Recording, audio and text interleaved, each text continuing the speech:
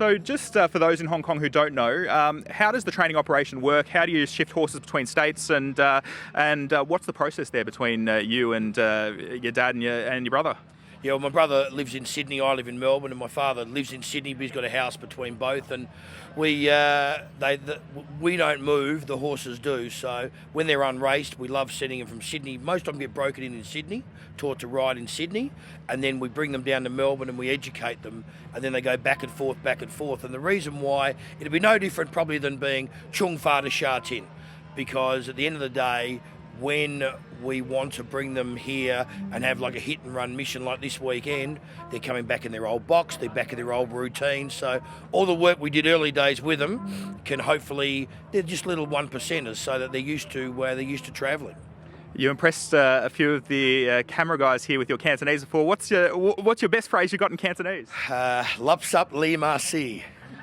That's about the best one I can give you. So I learned from Casper Founds, Fun Car Park. Yes, everyone behind me is laughing.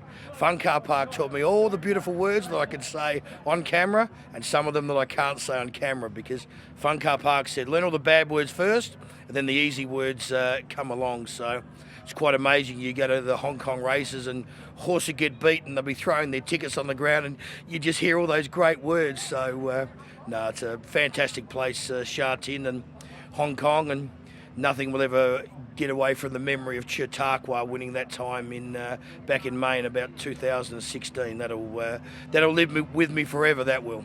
And have you got any plans to potentially get back there either as a visitor or as a trainer sometime soon? Well, I'll come back as a visitor for sure, but haven't had a horse good enough to go back to Hong Kong. And to be honest, Chautauqua was a world champion horse, and we've hardly ever travelled because the money's always been so great in Australia, but it's a bit like what you've done with Romantic Warrior. If you're going to travel with one, wait until you've got the gun horse and the great horse before you actually do it. So we don't have that horse at the moment, but there's one guarantee I'll give you. We want to come back and regain the mantle like we did with Chautauqua.